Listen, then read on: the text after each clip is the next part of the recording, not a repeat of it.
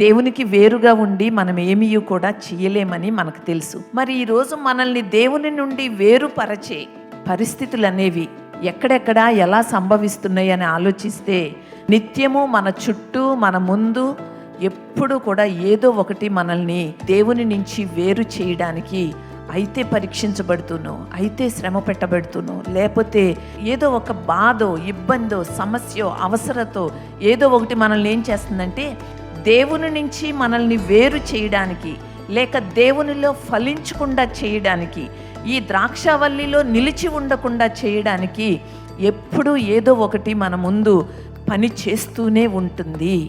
ఈ రోజుకు మేము బాగున్నాం, ఈ రోజుకు మేము ద్రాక్షవల్లిలో నిలిచి ఉన్నాం, ఫలిస్తూ ఉన్నాం అని ఈ రోజుకు మనము కలిగి ఉన్న దానిని, కలిగి ఉంటున్న దానిని బట్టి మనం చెప్పడం కాదు. కానీ కొమ్మలు ఏం చేస్తాయంటే ఎప్పుడు బలహీనపడుతూనే ఉంటాయంట.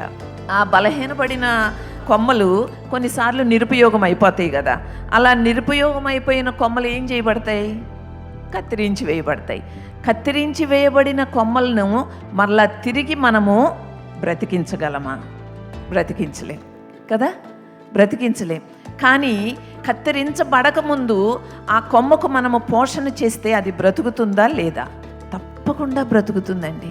లేఖనాల వెలుగులో మనం నేర్చుకోవలసింది, నేను ఈ రోజుకు ద్రాక్షవల్లిలో నేను ఫలిస్తూనే ఉన్నాను, నేను నిలిచి ఉన్నాను, నేను బాగానే ఉన్నాను అనుకుని మన జీవితాలను మనం జీవిస్తూ ఉన్నట్లయితే కొమ్మ ఏం చేస్తుందంట?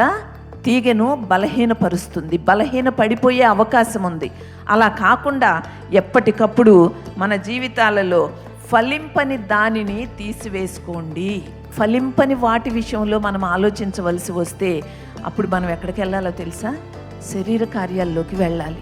అవే కదా మనల్ని ఫలించకుండా ఆపు చేసేసేది, అవే కదా మనల్ని ఎదగకుండా అనగొట్టేసేది, అవే కదా మనము దేవునిలో నిలిచి ఉన్నామని ఫలించు ప్రతి తీగే మరెక్కువగా ఫలించే గుణాన్ని కలిగి ఉండగా ఫలించకుండా మన జీవితాలను నిర్వీర్యం చేస్తూ ఉన్న శరీర కార్యాలనేవి, శరీర క్రియలనేవి ఎక్కడ ఎలా ఎవరిలో పనిచేస్తూ ఉన్నాయో అవి ఈరోజు ఏం చేయబడాలంటే తీసివేయబడాలి.